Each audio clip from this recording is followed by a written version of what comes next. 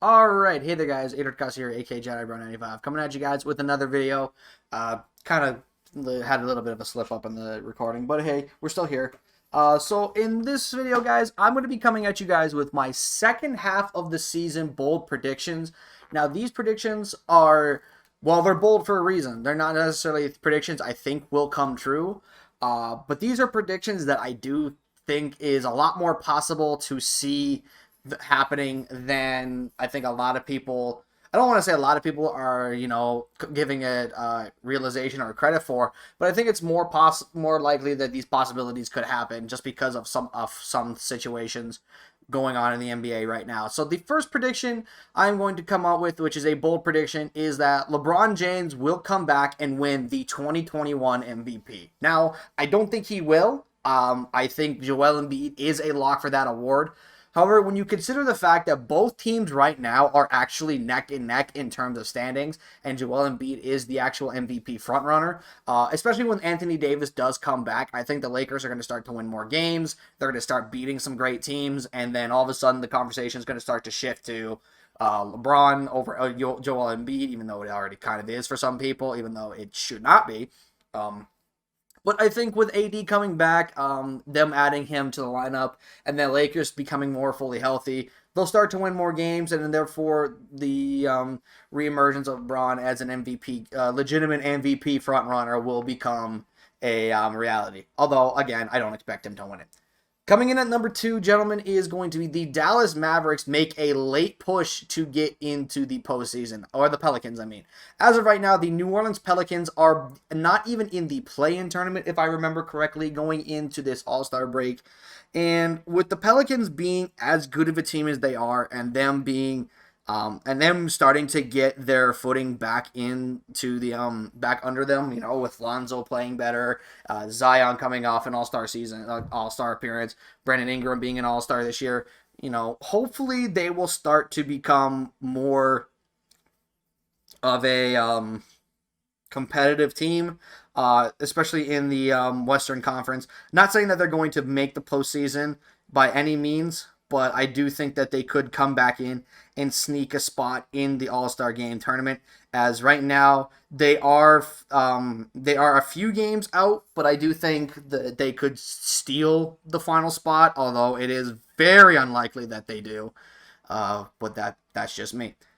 Another team that I think could theoretically come in and steal a final spot is the Atlanta Hawks. I think they could come in, steal that final play-in bracket, and then they move on to the play-in tournament. Again, I don't think they will, but it is, a possibility.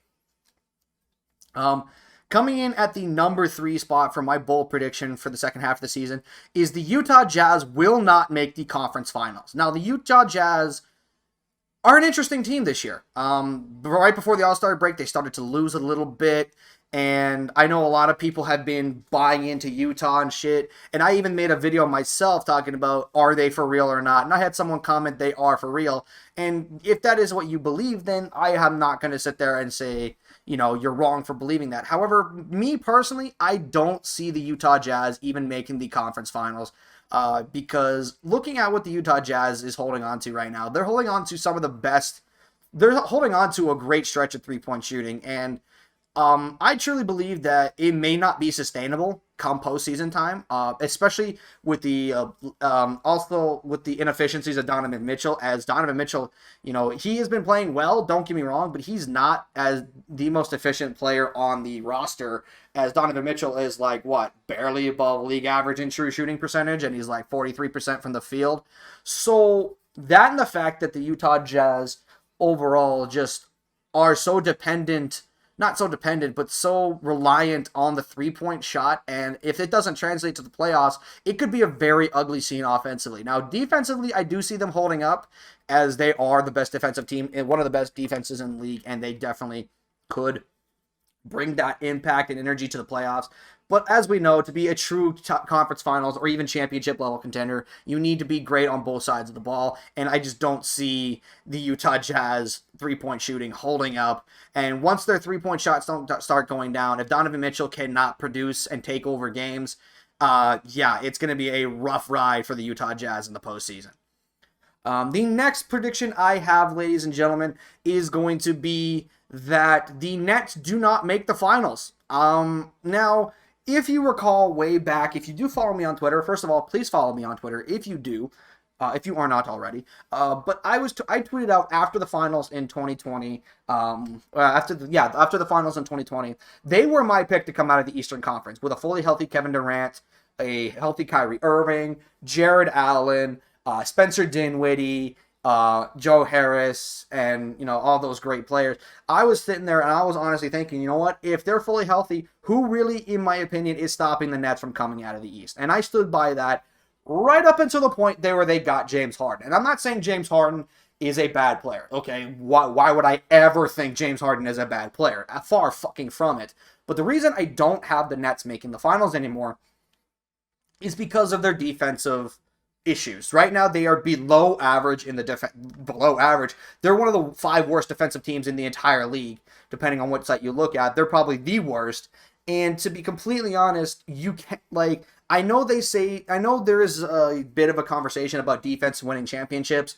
And while I don't necessarily buy all of that, I do think defense can lead you to championships, but offenses kind of do need to be your offense needs to be as great, as best it possibly can. However, if you have a terrible ass defense, yeah, you're not going to be competing for a title. That's just a fact. We've seen it throughout NBA history. A lot of teams with horrid defenses not even be considered championship contenders. The worst we've seen in the last 10 years is the 2017 Cavaliers, and they lost to the Golden State Warriors in 5 games. Granted, yes, their offense was amazing. It's one of the best offenses in the league, and they were really dynamite on that end of the floor.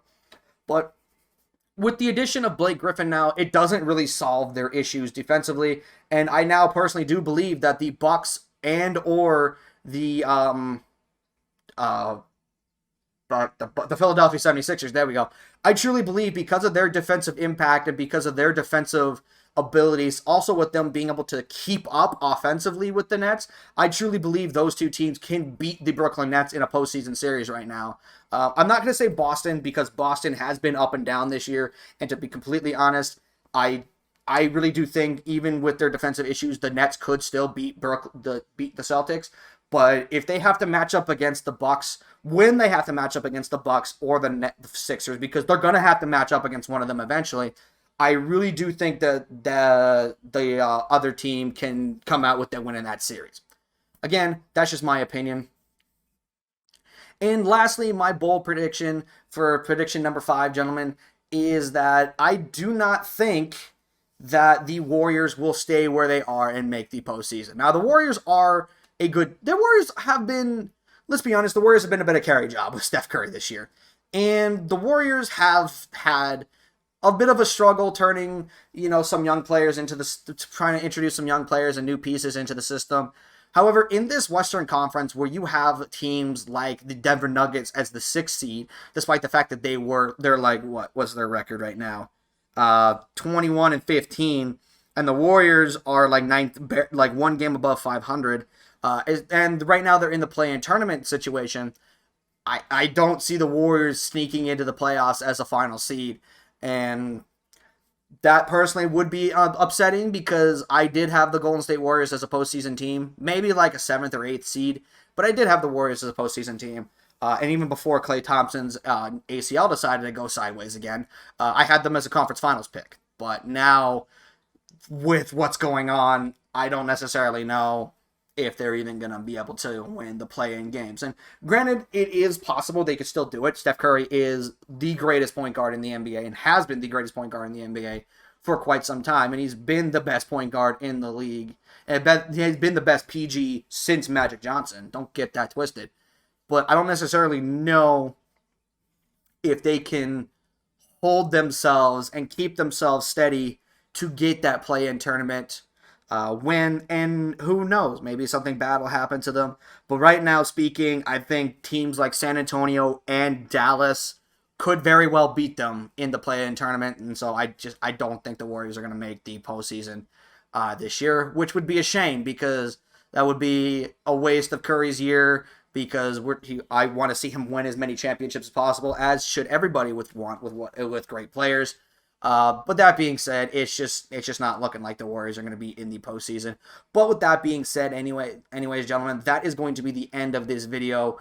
If you agree with any of my bold predictions, do let me know in the comment section below. Also, if you disagree with any of my bold predictions, do let me know in the comment section below. I always want to engage conversations and see where your guys' heads are at, where you guys think about what I'm saying.